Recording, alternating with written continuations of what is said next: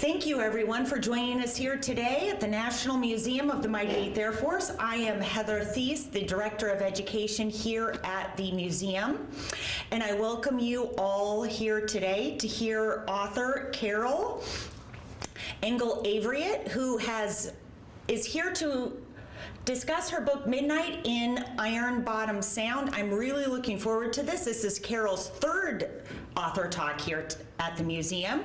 She was our first big author talk we did under my new Target for Today author talk series program about 5 or so years ago with Coffin Corner Boys, written about Dr. George Stark, who was a member of the 8th Air Force and on the museum's board for years. Then she came to speak about her book, Marine Raiders, which is sort of a duology, so to speak, to this book here. Both are in regards to the Marines and the Navy, and I am very happy to have her presenting this book today because my grandfather served in the World War II Navy aboard a destroyer. He was not involved, though, in these earlier battles. He didn't get over there until 44 and 45. So thank you very much for joining us here today. I am very honored to introduce you to our author today and speaker, Carol.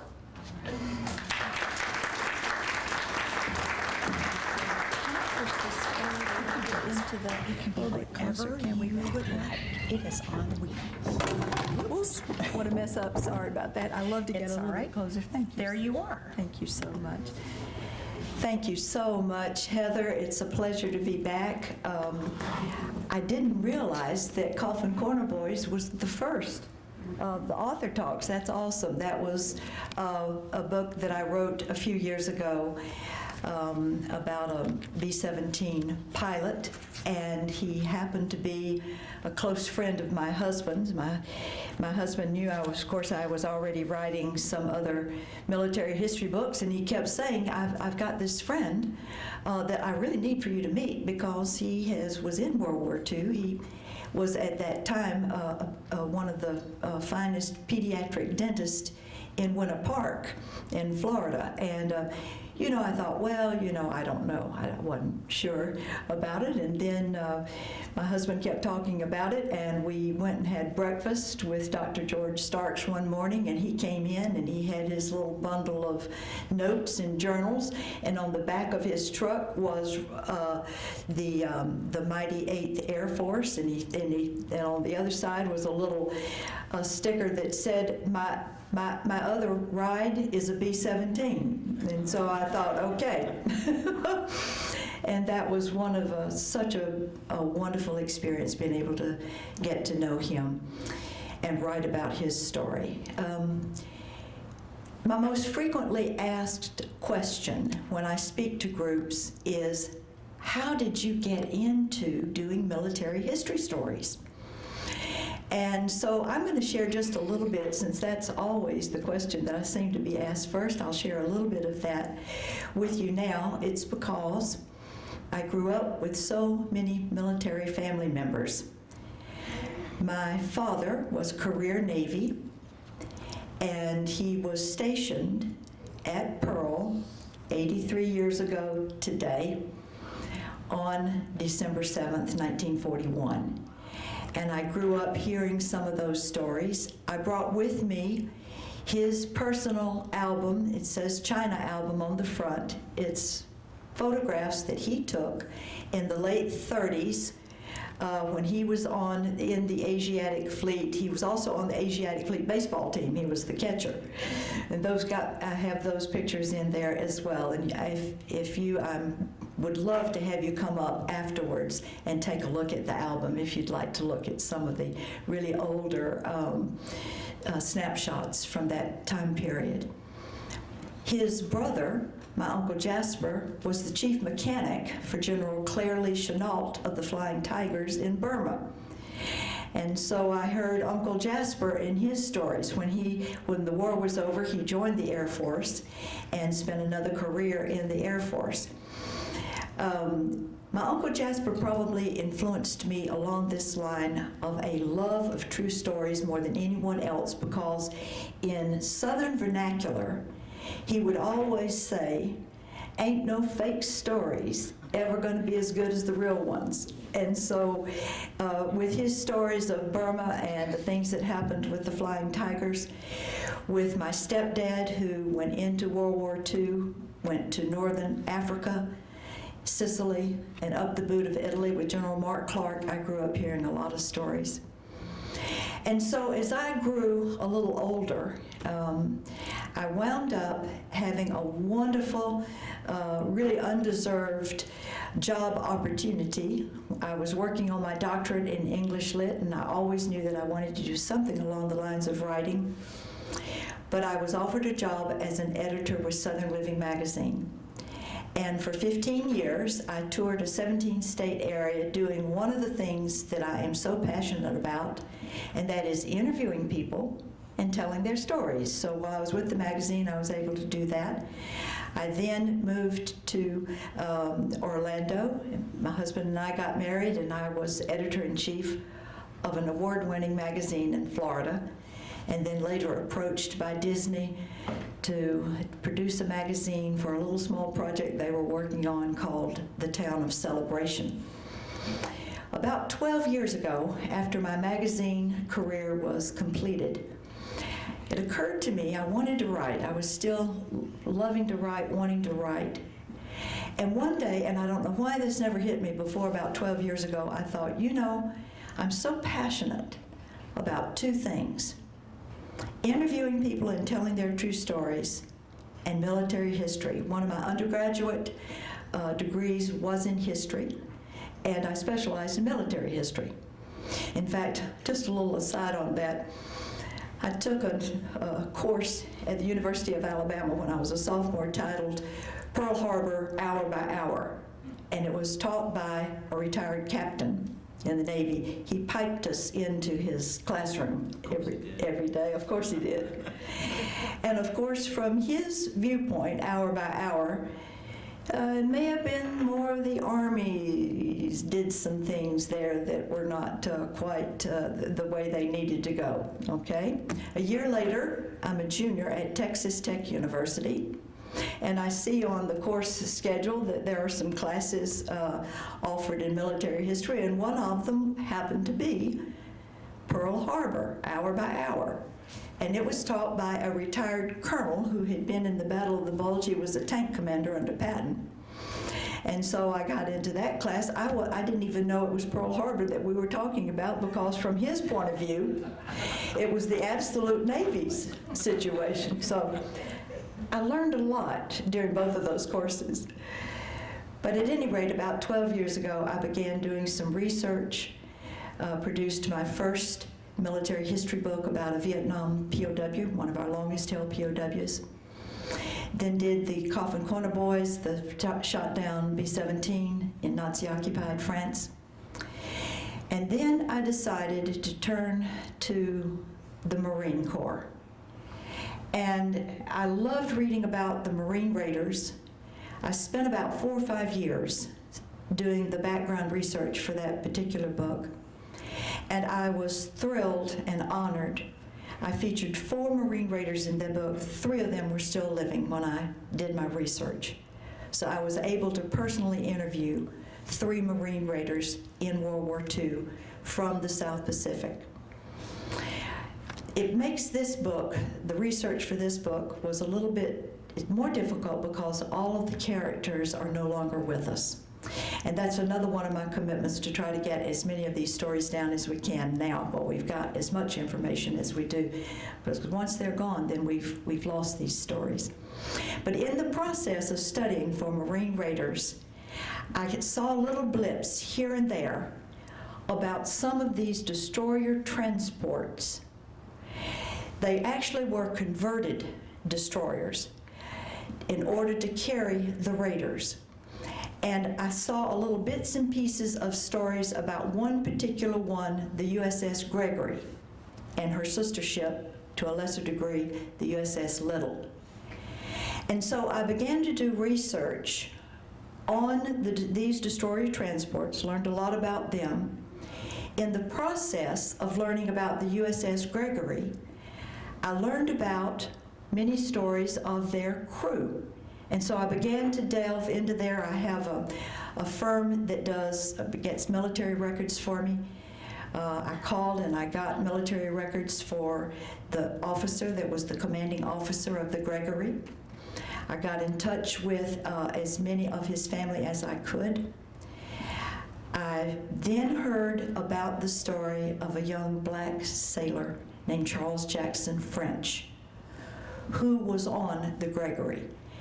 And in my process of researching his life story, I found out that a few articles had actually been written about him, one or two here and there, but not the full story. So in getting his records, I began to piece together. My husband can attest to the fact that people really don't know how it really is a lot of work to pull together one of these books, and just the research that has to be done and the checking of stories and verifying of facts here and there. But what I determined was that the Marine Raiders, because of the nature of what they were doing in the Solomon Islands, often that is who you hear about with the Solomon Islands, and rightfully so, rightfully so. However, behind the scenes were these little destroyer transports, and they absolutely were like, in fact, I've got a quote that I'm going to read to you in a little bit. They were like the little engine that could. They were the little ships that could. And we're going to look a little bit about what they did and all.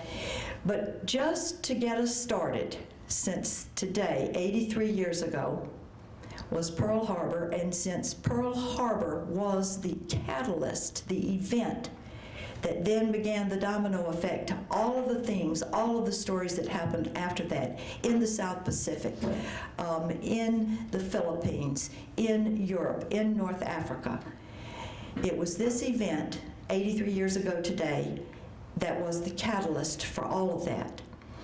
I'm sure some of you probably have parents that remember that. My mother was in a Lafayette Street Methodist Church in Dothan, Alabama, at noon, listening to Brother Red Hildreth continue on and pontificate in his sermon. And all of a sudden, there was a gentleman, one of the deacons, who quickly rushed up on the right on the stage with Brother Hildreth, and he didn't know what was going on, and this deacon put his hand on Brother Hildreth, they whispered in his ear, and handed him a note. And Mother said that all of a sudden Brother Hildreth, his whole demeanor changed, and he said to the congregation, "My friends, I am sorry to report that the Japanese have bombed Pearl Harbor." So many of the people in that day and time actually learned about it either in church or right after church. One of the young men that I interviewed, who has now passed away, for Marine Raiders, heard about it in Sacramento coming out of choir practice Sunday afternoon. And as soon as he heard, he jumped in his car and drove all the way to San Francisco. By the time he got there late Sunday afternoon, there weren't just dozens, there weren't hundreds, there were thousands of young men already lined up in the streets of San Francisco, 3-4 blocks, circling around blocks to the recruiter's office. And that was so often the response that you got. So with that in mind, I've got 2 film clips I'd like for you to see. One is just for fun. It's from one of my favorite movies, In Harm's Way. Gives you just a little brief something about what it might have been like in the harbor that morning, and because it was such an unexpected thing. The second is a brief film produced by the Smithsonian that will give you a little bit of an overview, and then we're going to talk specifically about what happened then regarding Midnight and Ironbottom Sound. So.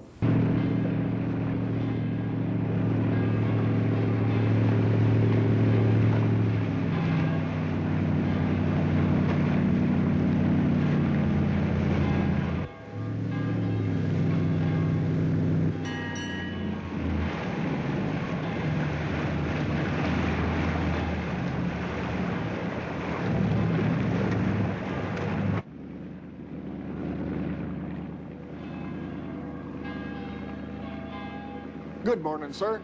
Boats, if the captain were coming aboard, you wouldn't be dressed that way, would you? I suspect not, sir. Well, then let's crawl back in a uniform. You make us look like a bunch of pirates. Aye, Mr. McConnell. All right, 15-2, 15-4. Double run of 8 for 12. Your crib.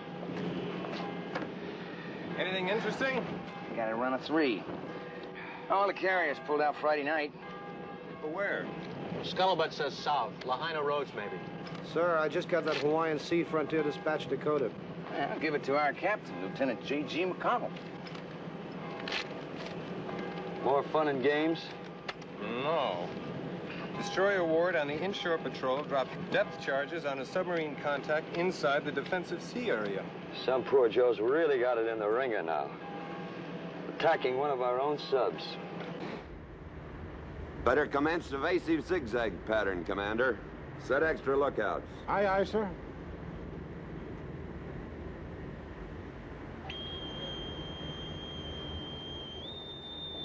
Morning, Captain. Good morning, Commander Eddington, and how are you this fine day? Splendid. Thank you, sir. What's the alert? The Picket Destroyer Ward dropped some depth charges on what they think is a sub about 15 miles from here, near the Seaboy. And another poor whale lost its blubber. Sir? Yes? Well, we're just looking for subs or planes, too. Anything, son. Well, there's a large formation of planes orbiting north of the island, sir. Looks like they got the pilots up early for squadron exercises. Strange place to rendezvous. Why aren't they over Diamond Head where they belong? Sir, there's a formation off Diamond Head, too. I don't like it, Paul. Sound general quarters. Make it no drill. Yes, sir.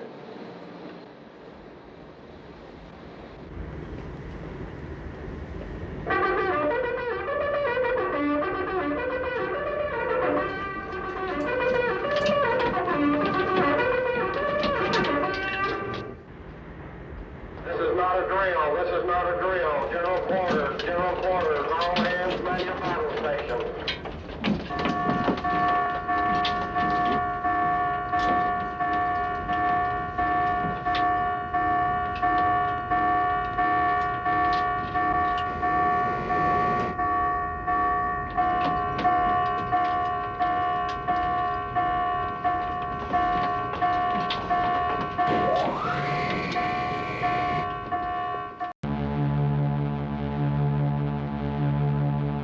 On Sunday, December 7th, 1941, shortly before 8 a.m., Japan launched a surprise attack on the United States of America by bombing the U.S. naval base at Pearl Harbor, Hawaii.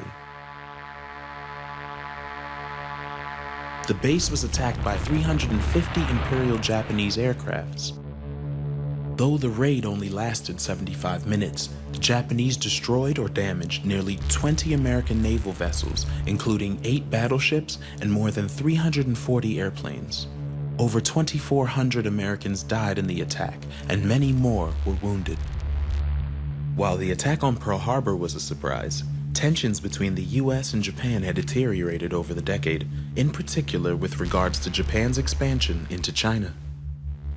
The plan for attacking Pearl Harbor was to destroy the U.S.'s Pacific Fleet, a move which would give the Japanese time to carry out its plans to keep control of the Pacific without U.S. interference. The shock of the attack without declaration of war enraged the American public and rallied the nation to get behind a war many hoped to avoid. At the beginning of his speech to Congress requesting a declaration of war, President Franklin D. Roosevelt delivered this now famous line.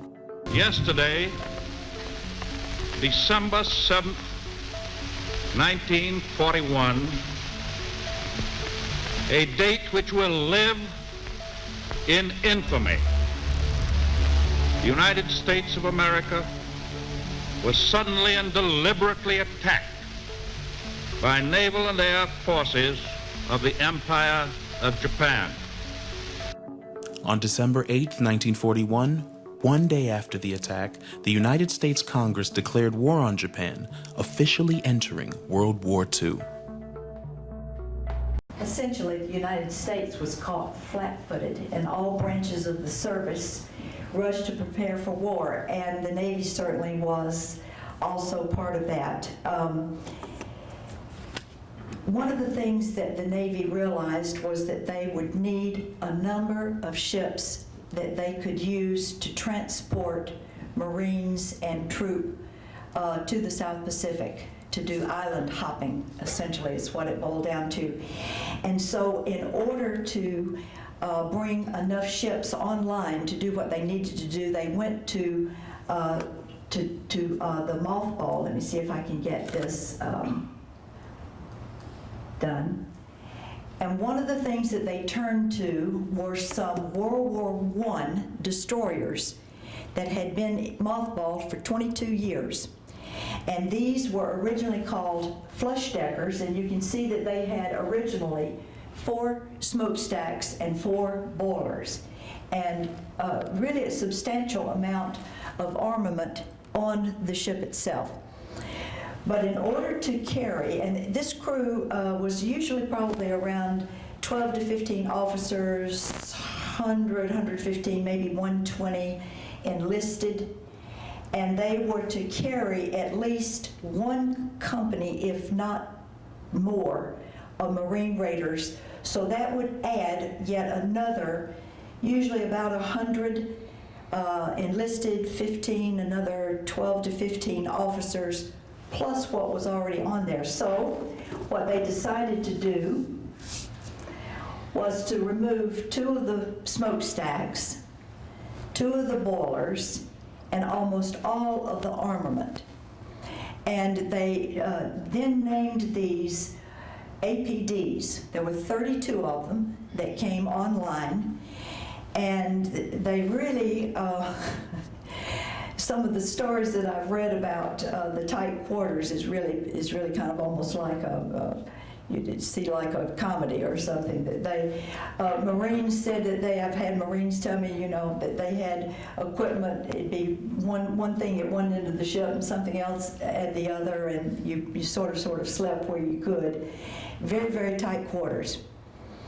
But the interesting thing as I got to studying this is the relationship that developed between the Marine Raiders on board these little ships and the crew itself. I got the idea this was really a little bit unusual, and I think it depended on a great deal on the culture and the atmosphere that was created from the top down. Probably the commanding officers of these ships just wanted to have this, and this is actually, this is the Gregory.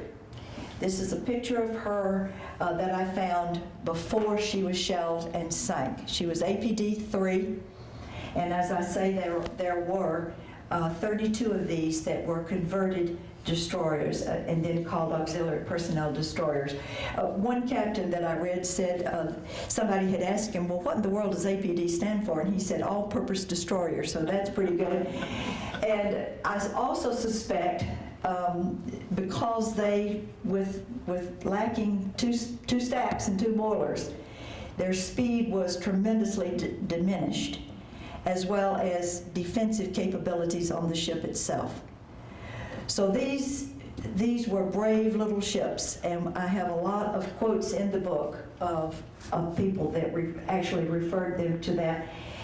And you'll see over in this this left-hand corner, this left-hand corner, you see some sailors that are hanging over the edge of one. That is the USS Little, and that was a sister ship, APD, to the Gregory. And in fact, the captain of the Little, the lieutenant commander of the Little and the lieutenant commander of the Gregory had been at the Naval Academy together. They were very dear friends, and shared the fact that they each had young daughters back home that had been born in the same month. And so they were very close friends, and did a lot of the, later on after they deposited the raiders in the invasion, later on they did nighttime runs back and forth from Espiritu Santo back to the Solomon Islands to try to furnish what little they could for the Marine Raiders during that. I want to just read just a little quick. This will give you some idea of the relationship that was formed between the Raiders and the crew on the ships. It's fascinating.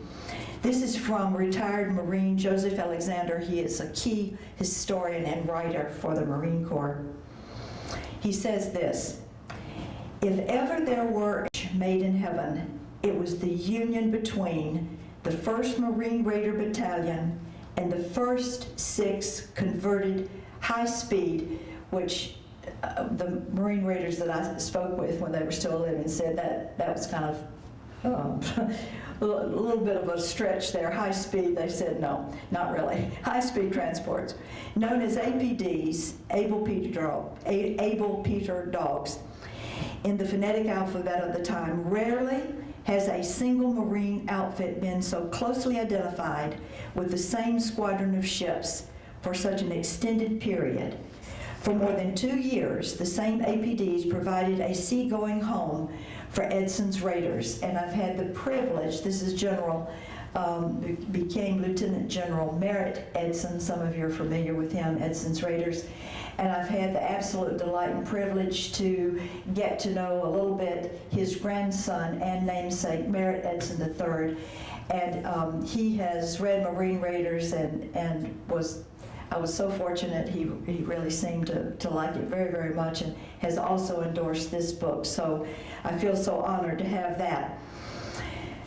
The small ships first provided experimental amphibious raid training along the Atlantic coast, and Merritt has told me that his grandfather, General Edson, was one of the first proponents of utilizing these destroyer transports for amphibious landings for his Marines.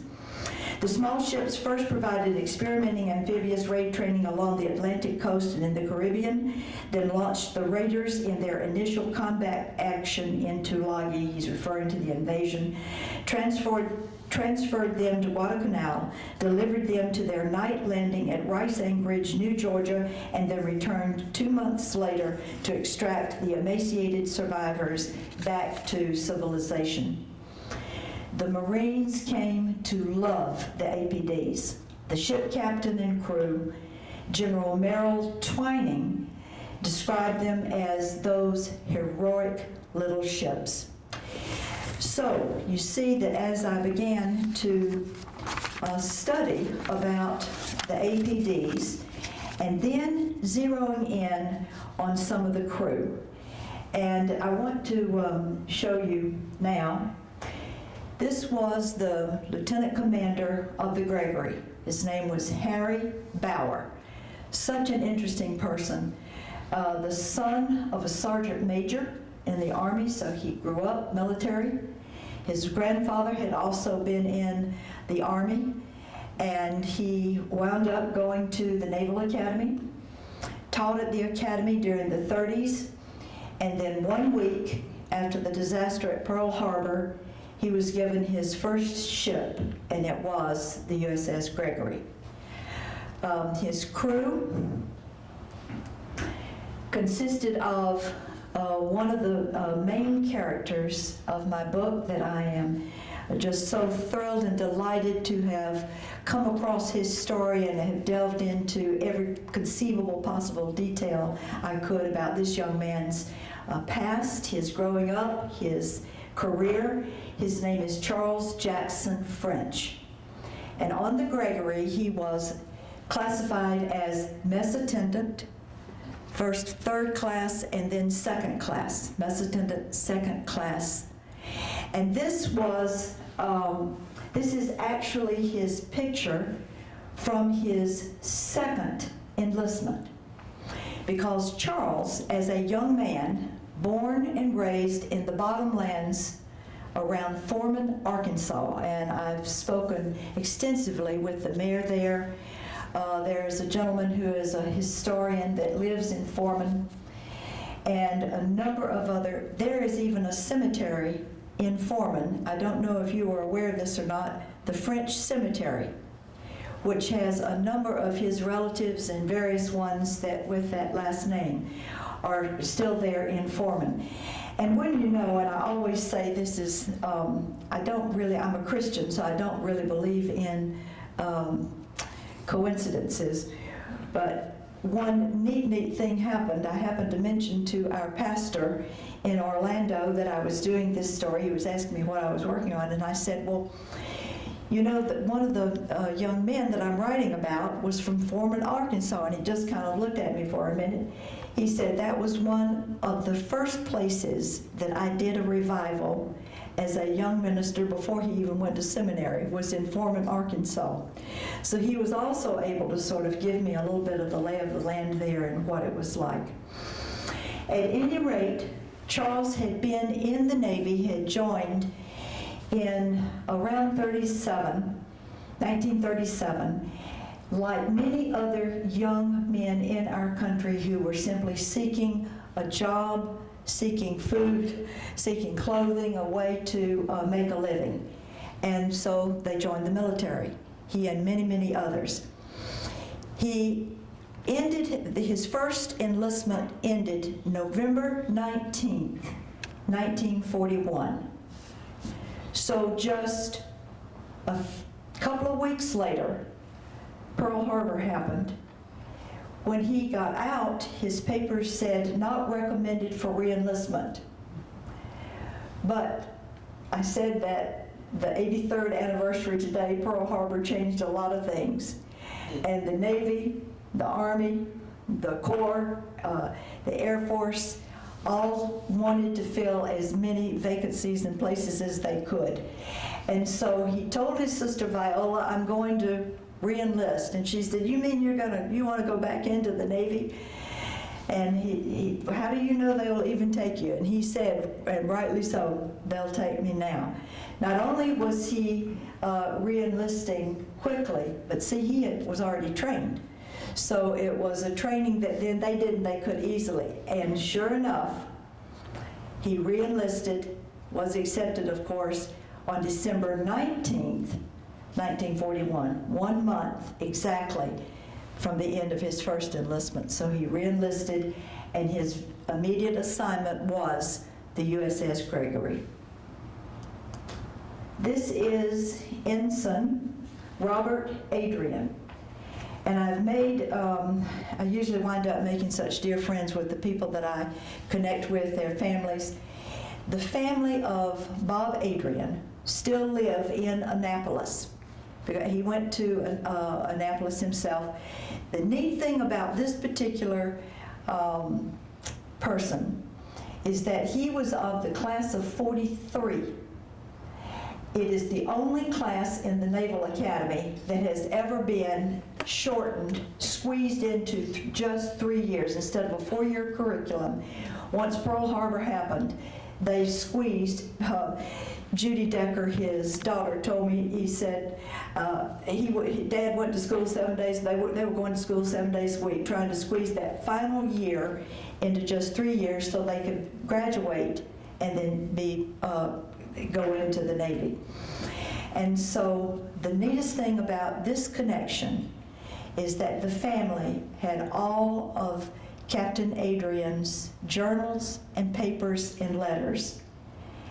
And he happened to be the one person on the Gregory who, the night that it was shelled by the Japanese destroyers, and that whole story in detail is in the book, he was the only one who wrote journals and kept an eyewitness account of what happened that night on a raft at midnight in the middle of Guadalcanal, and the absolutely unbelievable heroic deeds of a young man named Charles Jackson French, who no one on the ship really believed that he could swim very good. He kept telling them he could. And it turned out that Charles learned, more than likely, between the mayor and Foreman right now and some of the other people that I've been in contact with, there's only one way this young man as a kid could have learned to swim, and that was in the iconic Red River, which runs about 1,000 miles and borders between Texas and Oklahoma and Arkansas. And the currents are just incredible there. In fact, if you drown, they don't find the bodies in the Red River. It's a very, very difficult river, and that's why he was such an incredible swimmer, was because he learned to swim, taught himself actually to swim in the Red River. But that night, this incredible talent, quote unquote, of his came to the forefront, but because when the Gregory was shelled on the night of September 5th, 1942, just 1 month after they had deposited the raiders on the Solomon Islands into Laie and then Guadalcanal. It was shelled one night, really by accident, and the reason was a ship thought they spotted a submarine in the canal, called that in. A PBY flown by a Marine pilot flew up to get a bearing on the submarine, thought he saw it, and dropped 5 flares. And the flares backlit the Gregory and the Little. And immediately the Japanese destroyers saw them, bear down on them, and that was how they were shelled so badly. Charles, because he was a mess attendant, and faithfully so, on this particular evening, this particular midnight, he was down in the belly of the ship and was not wounded. Almost everyone else on deck was wounded mortally. He jumped into the water. He was able to pull about 15 sailors through the night, wounded, badly wounded, up into the raft. He pulled the raft with a rope around his belly all night long to keep away from the shore where the Japanese enemy would certainly have either taken them prisoner and probably shot them, or drifted out to sea. And Bob Adrian was one of those on that raft that night. So in the book, you will read firsthand accounts, witness accounts. We know for certain what happened that night in his heroic deeds. Let me go to one more. This is Oswald Alston. This is another interesting story. Oswald was a young man that lived in North Carolina, and he was a National Guardsman. He was actually what was called, his son tells me, a surfman, which is at that time that in the National Guard, the Coast Guard, they would go out into the surf to save people that were in distress.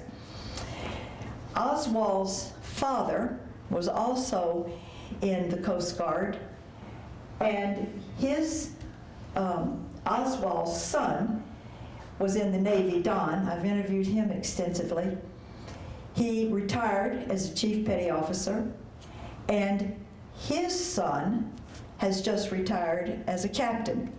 Captain Alston, Captain Spencer Alston is his name. So this is Oswald. Has such a wonderful story, and he was badly wounded. And he was on the actually on the bridge with Captain Bauer when the bridge was hit with the shell. Captain Bauer was, Lieutenant Commander Bauer was terribly wounded, and so was Oswald. He was further down on the ship. 2 of the sailors came to try to save the ship was beginning to roll. Came to save Captain Bauer, or Commander Bauer. And at that time, right at that very instant, they heard one of the other sailors scream out for help. And Commander Bauer said, "I order you to go and save my sailor." The Alston family is not entirely certain, but Oswald lived, this young man lived. The rest of his life, he was nearly certain that he had been the one that had screamed out for help. That was then saved. Those 2 sailors, saved by those 2 sailors in the water. When they returned, however, Commander Bauer was no longer seen. He had gone down with the ship, as did the commander of the Little. It is truly an incredible story, the story of the heroics of a young man, Charles Jackson French, the historic, the deeds, heroic deeds of the commanders. So when I finished my research for all of this and began writing the book, I thought, what summarizes all of this really? What makes all of this really? This is just a map of the invasion itself on August 7th, 1942. It's quite deceiving, isn't it? These are some pictures that were taken by Barbara Witt. I don't know if she was going to be here today. I'm not sure she is. But the last time I spoke, she sent me these pictures. She has toured Guadalcanal in the present. It's deceiving, isn't it, how peaceful it looks compared to the absolute hellacious things that were done in this particular area. And let me show you now one more thing. This is the way it looks today, Sea Lark Channel. This is Red Beach, where the Marines first landed on Guadalcanal. And then disaster, when the Gregory was sunk September 5th through 6th, 1942. That is a picture of that. Each red spot represents a ship that went down. This does not count the over 600 airplanes, U.S., and over 600 airplanes, Japanese, that went down in this area.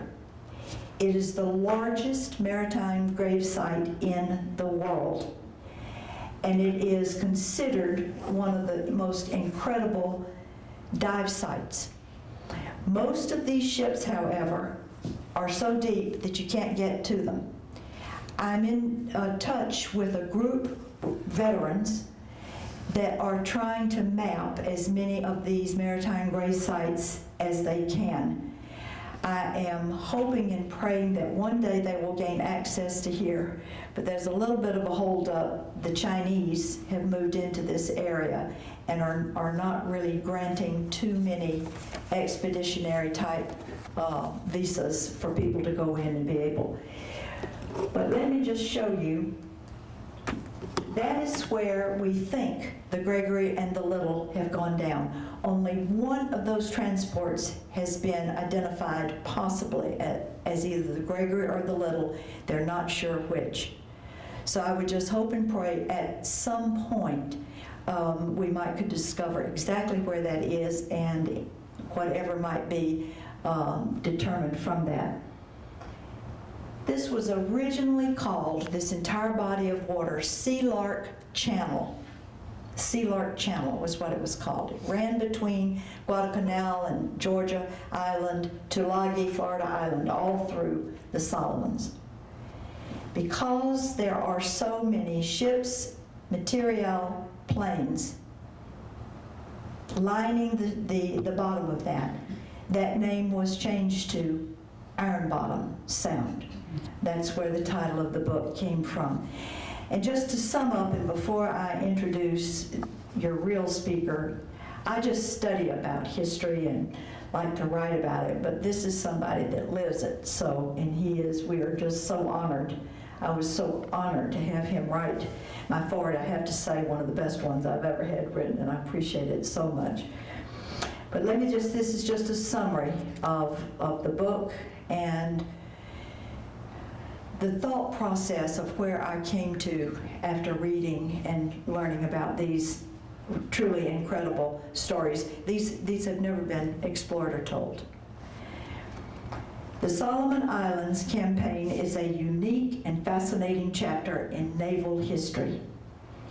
Covering a period of 17 months in 1942 to 1943, it was marked by unremitting warfare, by sudden and vicious surface engagements, most of them at night, most at very close range, and all of them deadly.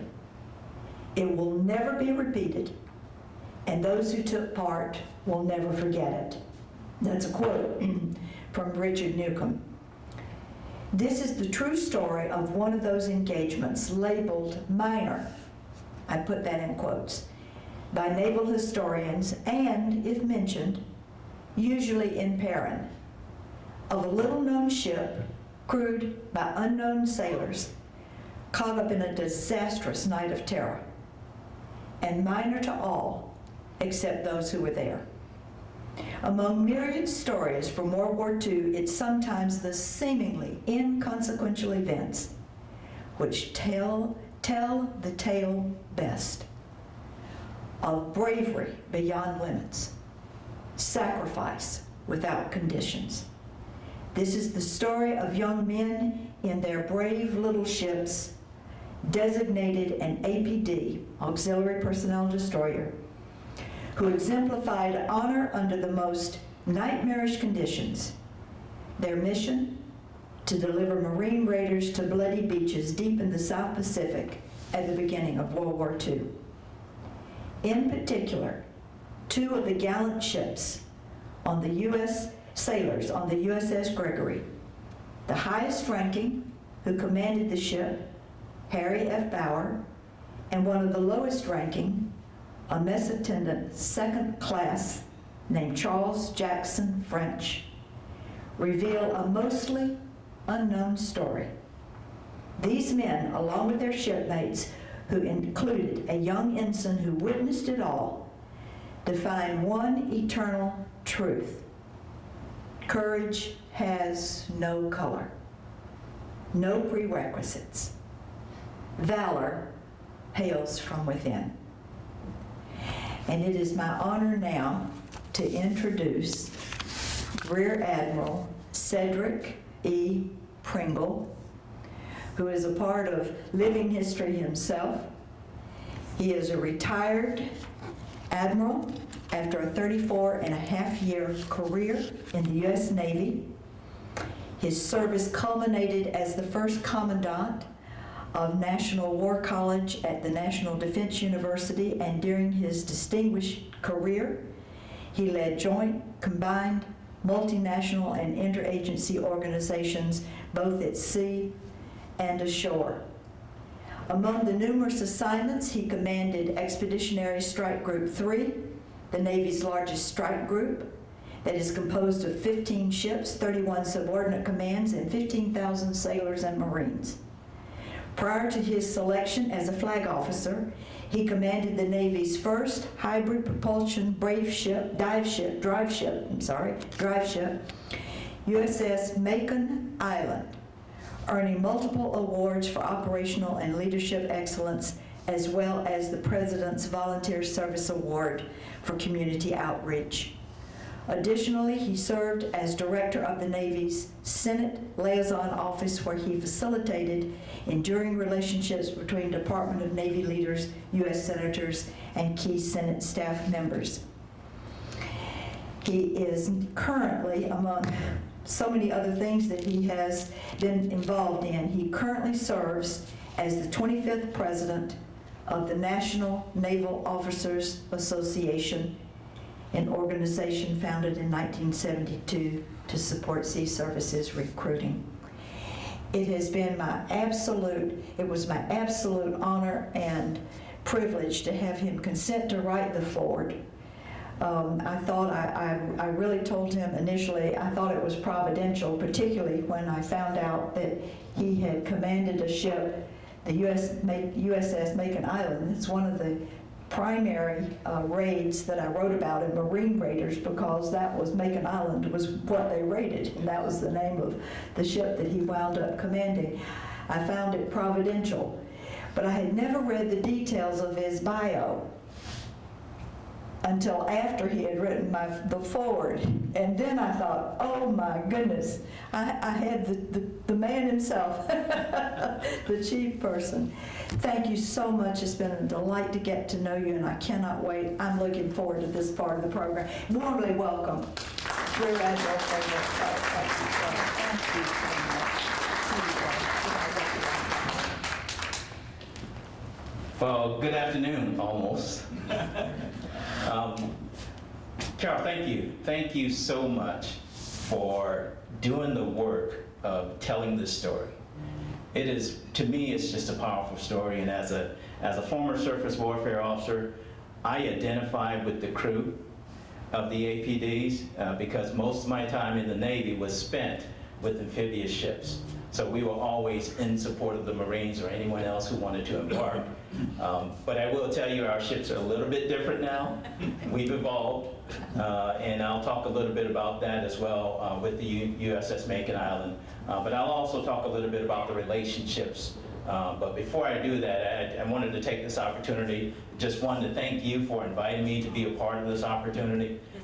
You are absolutely right. It's divine intervention that you and I were connected on this, and I got a chance just to talk a little bit about what this story means to me, because when I was on Macon Island, I had an opportunity to talk about the Marine Raiders a lot because of our namesake and because of how the teamwork was always a part of everything that we did. And we, not only was our ship composed of 1,000 sailors, but we also had about 2,000 Marines on board. So we always talked about teamwork. One of the things that's missing for the APDs is that was actually one of the first times we officially did that type of an amphibious mission. So they were the trendsetters for how we operate today. And it was just important for me to make sure that our crew understood our reason for being and our reason for serving with the Marines, but also make sure the Marines understood that they were on our ship and it was our home. So sometimes you had to get them to treat it that way. You don't want someone coming to your house, putting their feet on the furniture, that kind of thing. But it was always in good spirits, and we were always working together for the greater good.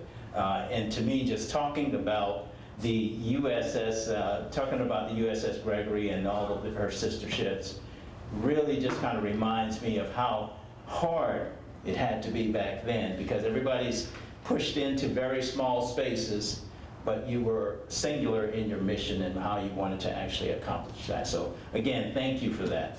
I also wanted to thank just a couple of people. Captain Mary McAdams, wanted to thank you for joining us today. Captain McAdams preceded me in the Navy and honestly was one of my mentors. And she got bored when she retired. Actually, you got your doctorate degree before you retired, right? No, right after. Right after she retired. From GA. There you go. She's a Georgia Bulldog. I'm a Carolina Gamecock, so I won't even talk about that. But thank you so much for your support to National Naval Officers Association. She is one of our board members, and she runs our career development program. And we are doing some phenomenal things with the mentoring and coaching and retention and recruiting support across all the sea services, Navy, Marine Corps, Coast Guard. We've also brought in the NOAA, not the NNOA, but the Oceanographic and Atmospheric Administration, as well as some of our other partners, MARAD and some others. And we are all about enhancing the readiness of our all-volunteer force. Because one of the outcomes of World War II, after they really saw what everyone could do to contribute, President Truman in 1948, I believe, signed Executive Order 9981.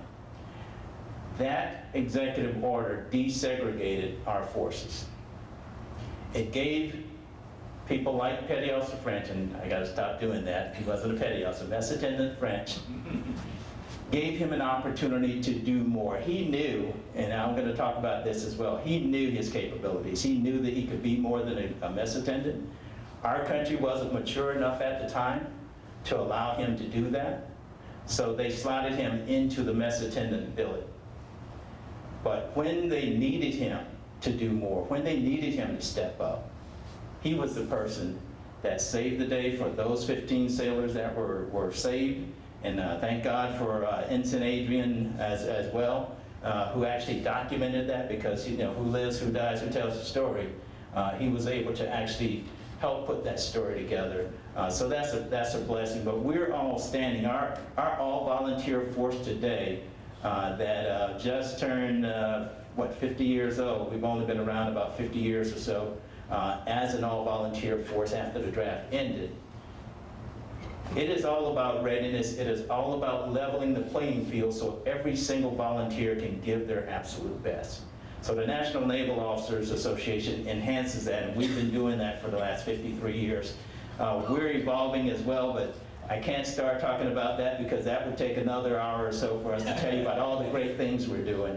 But I will say that it is all value added. It is all value added to the force that you all expect of your America today. I will also like to thank and recognize Commander Johnny Menzie, who is the commanding officer of the Savannah State ROTC Unit. He's got young men and women who are coming through his program, and they all go through everything, including the swim test, right? Yeah. And now I just triggered myself. I remember being a ROTC student going through those swim tests, and no, none of us are as good as Petty Officer French. I did it again. As Mess Attendant French was. But the bottom line is, in order to be a commissioned officer, you have to go through the swim test. And what is it, Class A swimmer? Or, yes, sir. Or third class swimmer. Bottom line, that means you're good enough to save yourself and one other person. So, Mess Attendant French, obviously, we should probably need to come up with a new category for what he would have qualified as because he'd say 15 people. Who does that? The Marines call it combat. There you go. Combat rescue swimmer, exactly. But I just remembered being at University of South Carolina as a ROTC student, not having the Red River in my backyard, so I didn't have a chance to train before I got there, but taking 2 swim classes to make sure that I could meet the mark and therefore get my commission. But it was something that I needed to do because that was part of the requirement. But I will say also that I appreciate your community outreach and everything you're doing with the ROTC unit, and you're getting those young men and women out into the community, and the reason that many of them aren't here today is because they have other tasks on the weekend, in uniform, representing the Navy and doing great things, and that's all investment in future American citizens who are not only going to grow up and become leaders in our military, but also leaders beyond that, so thank you for that. Lastly, one of the reasons that I am smiling so much up here is this is my first time since, I retired in 2021, did 34 years in the Navy, but I have never had an opportunity to stand in front of my daughter and her 2 children, my daughter Courtney, my granddaughter Nala, and my grandson Nova live in Savannah. And that's why I was so happy when you said you were coming here. This actually works out very well, just for me to talk a little bit about some of the things that I've had an opportunity to do over the course of my career. And I'll hopefully plant some seeds, and not saying I'm leading Navy, but that's not a bad thing. But just to expose them also to a little bit of the history that's associated. So wanted to thank the museum also, and I know that Heather and the rest of the team are very proud of what they have here. And I look forward to our tour later as we go through some of the models we went through earlier, and it's just immaculate and really a good capturing of history. So thank you for that. So real quick, every single commanding officer wants his or her ship to be as ready as possible to complete the mission, period. Minimize the excuses, broken equipment doesn't matter, personnel numbers don't matter. What's the mission? What time do you need me to do it? And where? That's important. Where do you need me to do it? Reading the story about Lieutenant Commander Bauer and getting the ship ready and getting them into position was just, it reminded me of the times that I commanded, but listening to In Harm's Way and hearing the general quarters alarms and watching, the orchestra as sailors are running to their battle positions and getting ready for what could be the worst day, that is what we train for. When you're underway, you're literally on a floating city. Macon Island, for instance, is a ship that's 844 feet long. It's a ship that has 3,000 people on board. It's a ship that had 30 aircraft on board, Marine Corps tanks, all kinds of equipment. It was a floating city. And it was amazing. It never shut down. Someone was always on watch. When you're the commanding officer, I literally did not get more than 2 hours of sleep per night. And learned got really good at cat naps, so. But there's always something going on. And so when you're not operating, you're training. You're training for that high-end fight. You're training for damage control and how to keep the ship in the fight. So understanding that context, I am not sure that the Gregory was at that level since they were pressed in the action. They were modified from a propulsion standpoint. They had half of their forward mobility actually was taken out to create space for the Marines. So no, they weren't high speed. You're absolutely right. They were not high speed. But one of the things that the Navy learned from that is how to design ships that are mission-oriented to support the Marines and deliver them to the point of attack, so to speak. So with Macon Island, we were the first Navy ship with a hybrid propulsion system. And so that means our hull frame was based on other ships, older ships that had boilers. Our ship had gas turbine engines, very high speed, about the size of a 727 engines. We had 2 of them. But once you get on station, all ships do business the same way.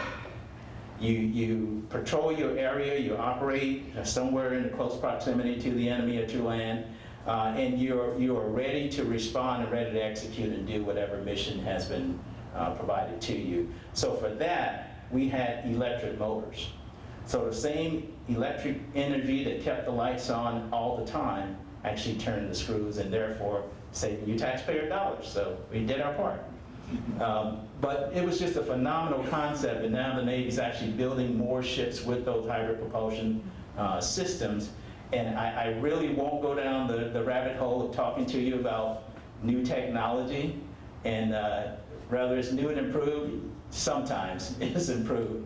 But kind of working through some of the challenges there and first ever things, we were able to do all of that, and we were able to do that by leading on the teamwork that you talked about earlier, and building on the relationships, and getting beyond the technological pieces of it, and focusing on the mission, and figuring out what it is that we needed to do and how we could do it best, and leveraging the technology as a tool that it was. So love that tour, still tell plenty of sea stories about it, simply because we had just such a good time.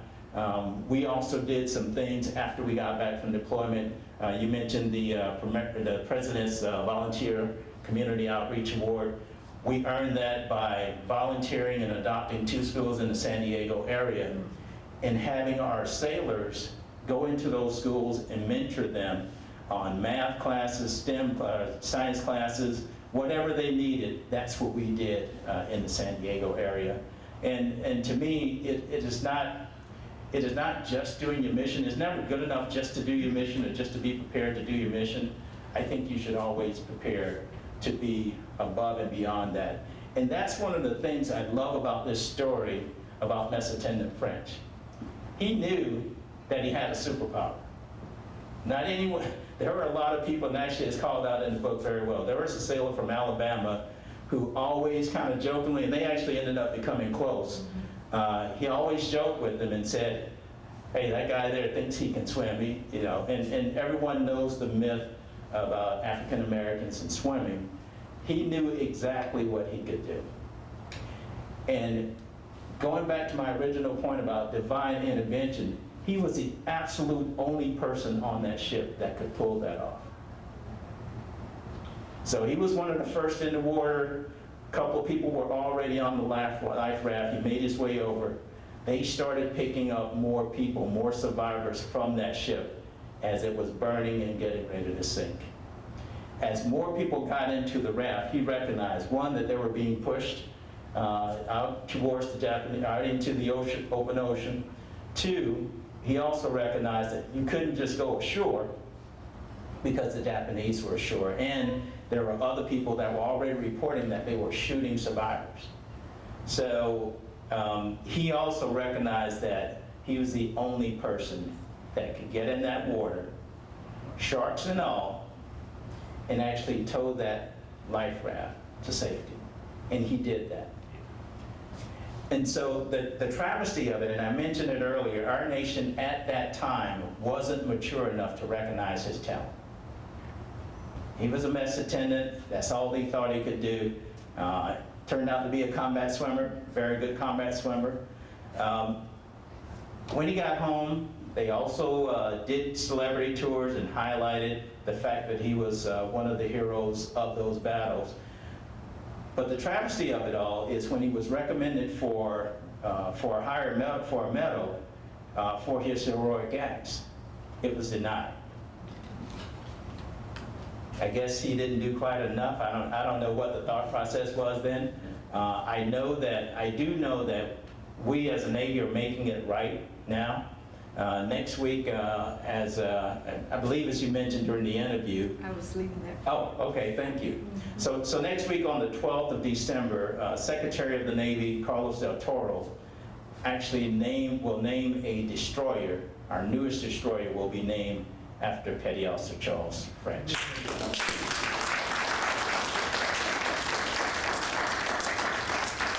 And that has been a long time coming, and I personally thanked Secretary del Toro, and I thanked him in person as well as in the forward for his leadership in making that part of history right.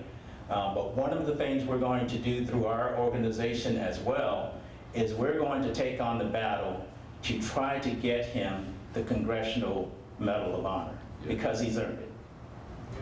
Yes. So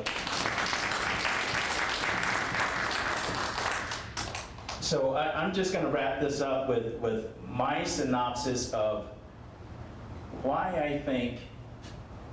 would Petty Officer French do that?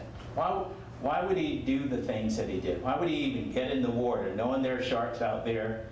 And again, I think Carol did a phenomenal job of just documenting the trauma associated with swimming through shark-infested waters and having them bump you from time to time. And I know, during all my years of sea duty, I never wanted to get in the water. We do swim calls in some interesting places, but I knew there were things out there bigger than me. So I wasn't interested in that. But having him having the courage to actually get in the water and swim for hours in shark-infested waters, towing them to safety, was just a phenomenal act of bravery to me.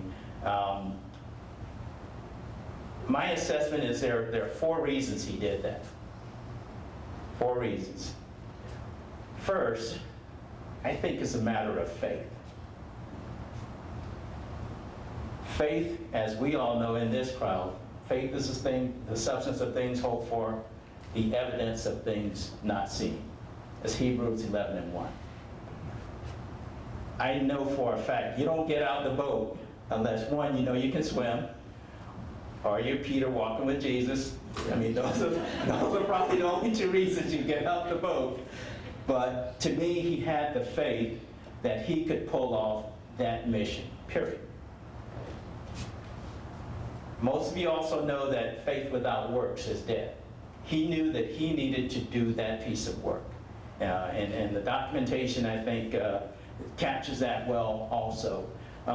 The second piece, the second reason I think he got out, and these are Cedric Pringle's opinions, I think he got out because of family.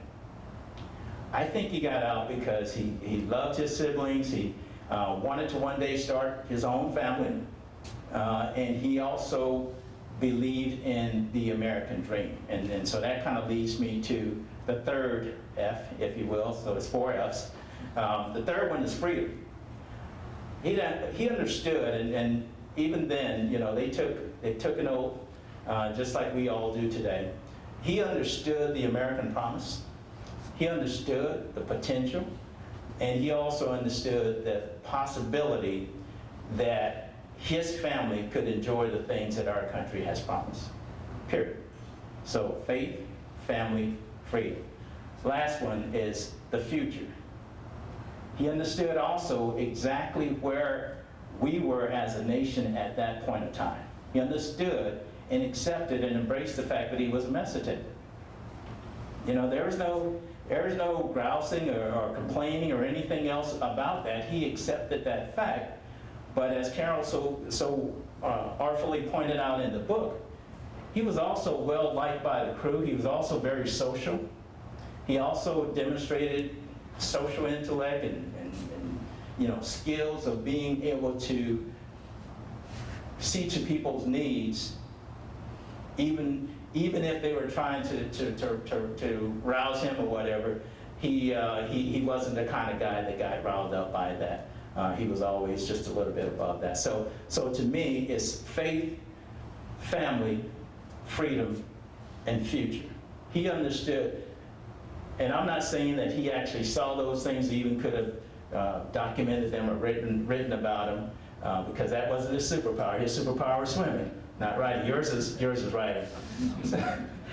But to me, I think that those are things that he wanted to make sure that he preserved for his future. And I am looking forward next week on the 12th of December at the ship naming ceremony. I am looking forward to meeting his family members and thanking them for his service and thanking them, because I don't think I stand here today unless there were men like, I was about to say petty officer, there were men like Mr. Lieutenant French who literally got out of the boat and swam on faith. And I just really appreciate his example, demonstrating to everybody that you can do more than you're asked to do. And based on what you look like, it doesn't determine how much you can do or how much you will do. So I thank God for that example. I thank God for our great country, and I thank God for our Navy. Thank you.